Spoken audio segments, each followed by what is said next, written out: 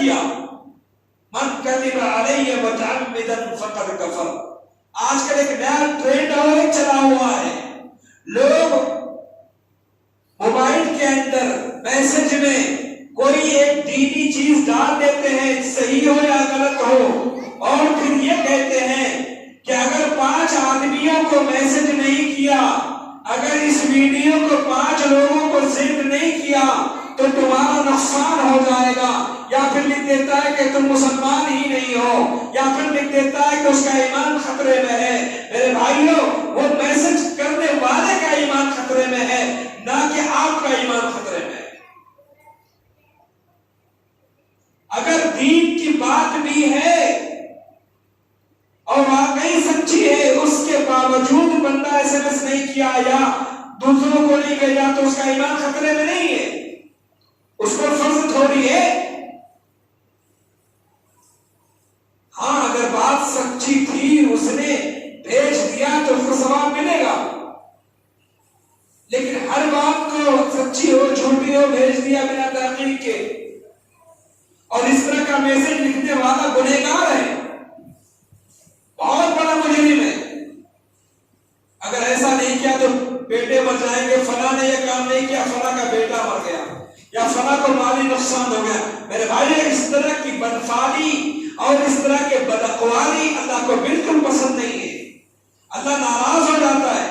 اللہ کے نبی کی طرف منسوب کرنے والے مجرم ہیں, اللہ کے نبی کو بالکل پسند نہیں ہے. اس لیے ہم اور آپ اپنے دماغ سے اس بات کو نکال دیں کہ سفر کے مہینے میں کوئی کام نہ کیا جائے. سفر کے مہینے میں آپ نیا مکان بناؤ, ضرور بناؤ. سفر کے مہینے میں آپ کو کہیں سفر کرنا ہے, ضرور کرو. سفر کے مہینے میں نئے کپڑے خریدنے ہیں, ضرور خریدو. جو بھی ضرورت اگر آپ کو ہے, بالکل سفر کے مہینے میں کرو. اللہ کے نبی نے سفر کے مہینے میں نئے کام کرنے سے روکا نہیں ہے. روکنے والے مجرم ہیں, جو منع کرتے ہیں وہ مجرم ہیں. اللہ کے نبی نے بالکل نہیں روکا ہے.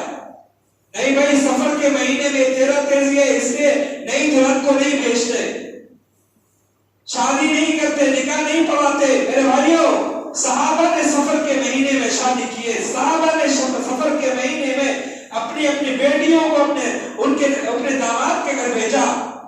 صاحب اپنے بیویوں کو اپنے سسرال سے لے کر آئے. کیا ان سے زیادہ دین ہمارے پاس ہے؟ یہ شیعوں کا طریقہ ہے, ایمان والوں کا طریقہ نہیں ہے. یہ شیعوں کا دین ہے, یہ اہل سنت کا دین نہیں ہے. اور دین ہماری جاگیر نہیں ہے کہ جو دل میں آیا کرتے چلے گئے, جیسا دماغ میں آیا کرتے چلے گئے. دماغ سے ان چیزوں کو نکال دو. یہ خباثت ہے, اللہ کو بالکل پسند نہیں ہے. اللہ کے نبی ناراض ہو جائیں گے, اللہ کے نبی ناراض ہو جائیں گے. اللہ کے نبی کو بالکل پسند نہیں ہے. ہم نے آپ نے یہ بڑی گمراہی پھیلا رکھی ہے. ہم یہ کام بالکل ہرگز نہ کریں. آپ شوق سے سارے اچھے کام سفر کے مہینے میں کر سکتے ہیں. سفر کے مہینے میں یہ کام نہ کیا جائے ایسا کچھ نہیں ہے. دین نے کبھی منع نہیں کیا, اللہ نے کبھی منع نہیں کیا, پیارے نبی نے کبھی روکا نہیں ہے. تو روکنے والا مجرم ہے. آپ کو جو بھی اچھے کام کرنا ہے کریے. ہاں, ہم برے کام کبھی بھی نہ کریں, یہ اس کا ارادہ کریں. برے کام کبھی بھی نہ کریں. برے کام کریں گے تو رمضان میں بھی نقصان پہنچ سکتا ہے, سفر کا کیا ہے.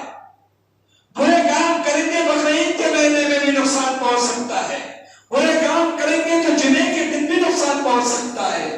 تو سارے دن اچھے ہیں, سارے ایام اچھے ہیں, ساری راتیں اچھی ہیں, اور سارے مہینے اچھے ہیں. سارے مہینوں کو اللہ تعالیٰ نے فضیلتوں والے بنائے ہیں, اور یہ نفع نقصان کا مالک صرف اللہ ہے. یہ مہینوں سے نقصان کچھ نہیں ہوتا, دنوں سے نقصان کچھ نہیں ہوتا, انسان کے اعمال سے نقصان ہوتا ہے. ہم اپنے اعمال کو سدھاریں, اعمال کو اچھے کریں, نیک کام کریں. ہاں, نماز نہیں پڑھی نقصان تو ہوگا ہی, جھوٹ بولا نقصان تو ہوگا ہی, چوری کیا تو نقصان تو ہوگا ہی. نہیں, سفر کا مہینہ تھا اس لیے غلط. میرے بھائیوں جس کے دل میں اس طرح کی باتیں ہیں وہ نکال دیں. کوئی مہینہ منحوس نہیں ہے. آپ سفر کے مہینے میں اچھے کام جتنے ہیں سب کر گزریے. بچی کی شادی کو مت روکیے کہ نہیں ربیع الاول میں کریں گے, فلاں فلاں مہینے میں کریں گے, وہ بڑے برکتوں والے ہیں. آپ نے یہ جو طریقہ سنایا